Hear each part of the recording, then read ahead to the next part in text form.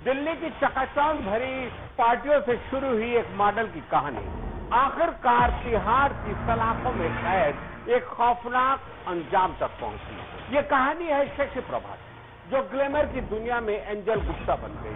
पर्दे पर धोखा, इश्क और कत्ल जैसे किरदार निभाने वाली एंजल ने असल जिंदगी में एक ऐसा अपराध कर डाला जो आज भी रूह को कांपने पर मजबूर कर देता है। दिल्ली के एक नाइट क्लब में एंजल की मुलाकात 35 साल के मंजीत से। रंग बिरंगी लाइटों के बीच एंजल और मंजीत के बीच काफी गहरा रिश्ता बन गया। दोनों एक दूसरे को खूब पसंद करने लगे। कैसे खौफनाक अंजाम तक पहुंची ये प्रेम कहानी इस रिपोर्ट में।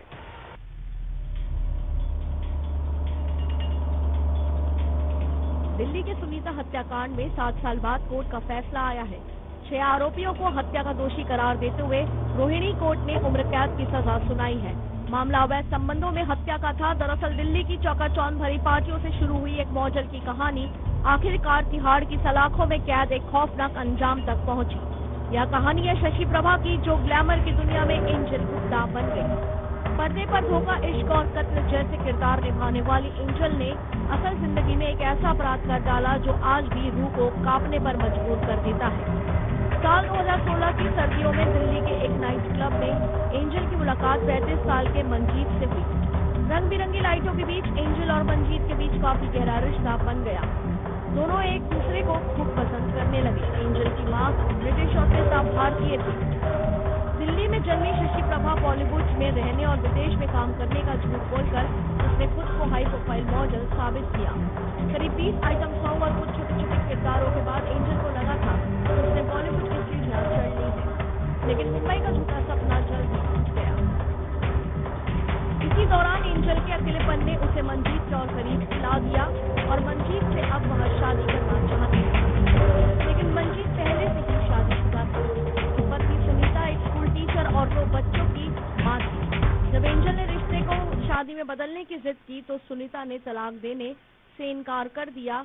उसने मंजीत से अफेयर खत्म करने को कहा और अपने दर्द को एक डायरी में छुपा दिया। एंजल को कुछ नहीं समझ आ रहा था। उसे अब मंजिल पाने का एक ही रास्ता दिखा, सुनीता का अंत। उसने अब सौतेले पिता राजीव से मदद मांगी। राजीव के ड्राइवर दीपक ने 2 शूटरों से संपर्क किया। 10 लाख की सुपारी तय की गई और 2.5 लाख एडवांस देकर बाकी घटना को अंजाम देने के बाद कहा। सुनीता का मर्डर करने के लिए हत्यारे ने हफ्तों तक रिहर्सल की। एंजल ने खुद स्कूटी पर बैठकर सुनीता की जगह खुद को रख के देखा। वो रोजाना कहाँ कहाँ जाती है। पहले कोशिश करवा चौथ पे 25 अक्टूबर 2018 को हुई, जो असफल रही।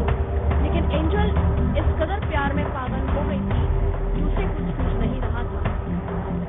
एंजल का करियर टूटने लगा। पैसों की तंगी ने घेर लिया। वहाँ दिल्ली लौट आई, जहाँ 50,000 रुपए का किराया तक देना मुश्किल हो गया।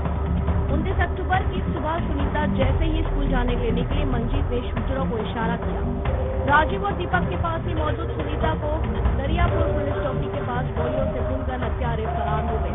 पुलिस ने सबूतों, bank transaction, call records, mobile location और सीसीटीवी फुटेज के दम पर जांच कर रही है, लेकिन असल सबूत निकला सुनीता की डायरी, जिसे उसकी बेटी ने पुलिस को सौंपा।